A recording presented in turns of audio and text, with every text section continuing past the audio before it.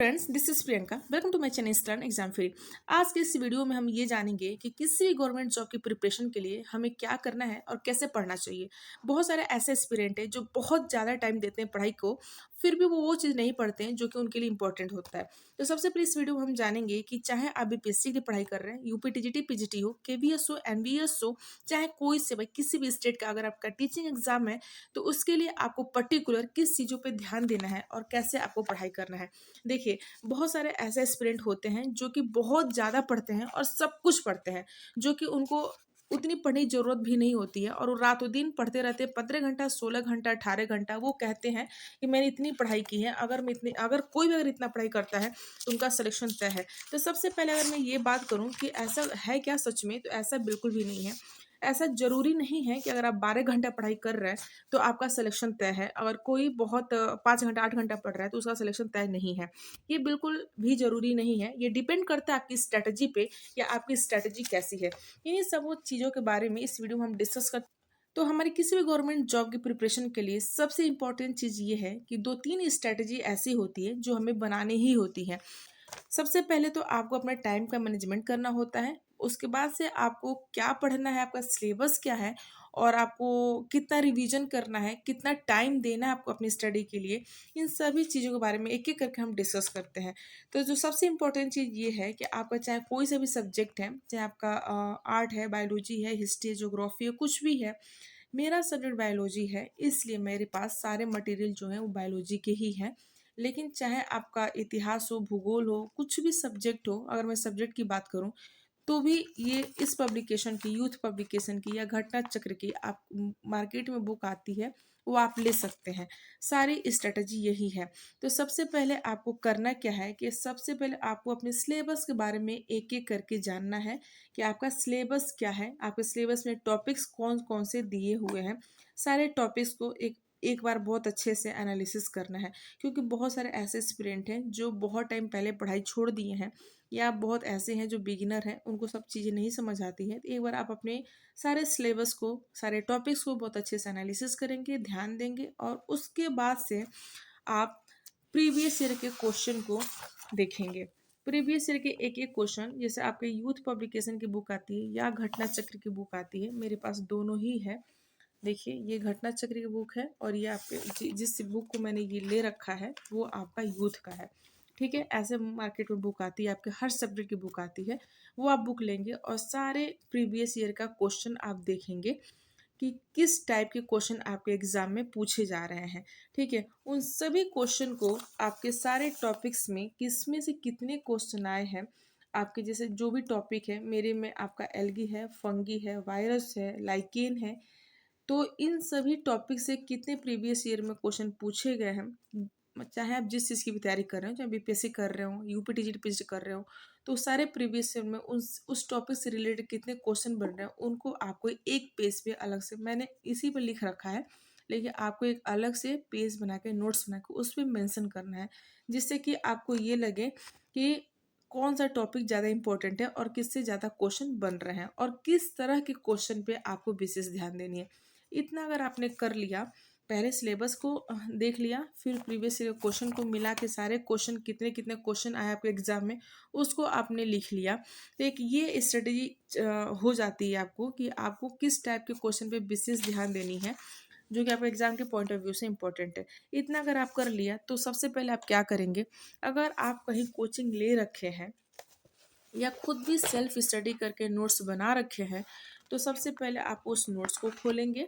ठीक है, देखिए, ये मैंने बना रखा है नोट्स, जब मैं पढ़ाई कर रही थी। ये भी सारे मेरे नोट्स जीआईसी और टीजीटी पीजीटी की, यूपी के लिए जब मैं बहुत पहले पढ़ाई करती थी, 2018 19 17 में, तब के ये सारे मेरे नोट्स हैं। तो हालांकि अभी तो मैंने बीपीएससी का जो TRE 2 हुआ था, उस पर मैंने एग्ज़ाम दिया था, क्वालिफाई वगैरह हुआ था। ये एक नोट्स ऐसा नहीं है कि अगर आप सिर्फ यूपी की पढ़ाई कर रहे हैं तो उसके लिए बेनिफिट है, या आप बीपीएससी की पढ़ाई कर रहे हैं तो उसके लिए बेनिफिशियल है। ये आपका जो सेल्फ प्रिपरेशन का जो नोट्स है, मोलस्का ये टॉपिक है, इस मोलस्का को बहुत ध्यान से आपको पढ़ना है, एक एक चीज़ को बहुत क्लियर पढ़ना है। और ये जब सारा टॉपिक्स आप ख़त्म कर लेंगे, तो आपको अपने प्रीवियस ईयर के क्वेश्चन पे जाना है और मोलस्का का जो टॉपिक है उस टॉपिक को निकालना है, और उसमें ऐसा है जैसे यूथ वाला जो बुक है तो उसमें मोलस्का से चाहे आप किसी भी चीज़ की प्रिपरेशन कर रहे हैं, लेकिन टीचिंग एग्जाम में जितने भी क्वेश्चन बने हुए हैं आज तक सारे क्वेश्चन उसमें मेंशन करा हुआ है। केवीएस का, एनवीएस का, आपके यूपी पीसीएस का, आपके टीजीटी पीजीटी, बीपीएससी, डीएसएसबी, आपके एनवीएस और तमाम तरह के सारे स्टेट का, राजस्थान का, हर एक स्टेट का उसमें सारे क्वेश्चन प्रीवियस ईयर का दिया हुआ है।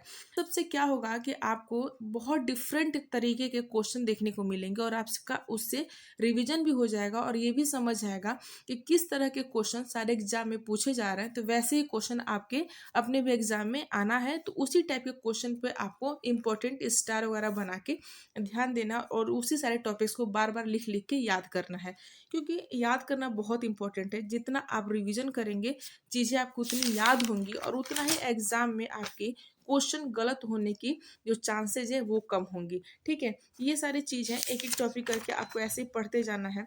ठीक है, और ये सारा चीज़ जब आपने पढ़ लिया, अगर आपके पास टाइम है तो इसमें भी बहुत शॉर्ट नोट बनाइए, क्योंकि जब आप यूथ वगैरह एक बुक लेंगे तो एक बॉक्स बना के जितना भी ऑप्शन को समझाया होता है उसमें भी आपके डिफरेंट डिफरेंट के क्वेश्चन दिया होता है, जो कि एग्जाम के पॉइंट ऑफ व्यू से बहुत इंपॉर्टेंट होता है। तो फिर आप उसको देखिए, मैं जैसे दिखा रही हूँ यहाँ पे, देखिए जैसे आपके ये क्वेश्चन है, इससे रिलेटेड जितने भी आपकी ये बॉक्सेस में जो चीज़ें समझाई हुई हैं इससे भी आपकी दो चार क्वेश्चन एग्जाम में मिल जाता है। तो ये बॉक्सेस का जो कंटेंट है ये बहुत इंपॉर्टेंट होता है।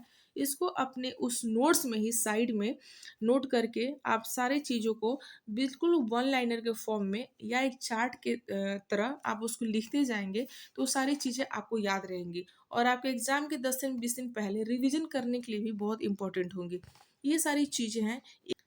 तो बेसिकली आपको करना क्या है कि आपके अपने एक चैप्टर को पूरा कंप्लीट करना है नोट्स में या बुक्स में, जैसे भी आप पढ़ाई कर रहे होंगे उसके बाद से वही सारे चैप्टर को प्रीवियस ईयर का क्वेश्चन खोलना है, सारे क्वेश्चन को सॉल्व करना है आपको एक एक करके, जिससे कि आपकी जो तैयारी है बिल्कुल एक स्ट्रांग हो और आपको अपने साथ ही साथ रिवीजन, क्वेश्चन का पैटर्न सब कुछ पता चलता जाए और आपकी अपनी तैयारी बहुत अच्छे से होती जाए।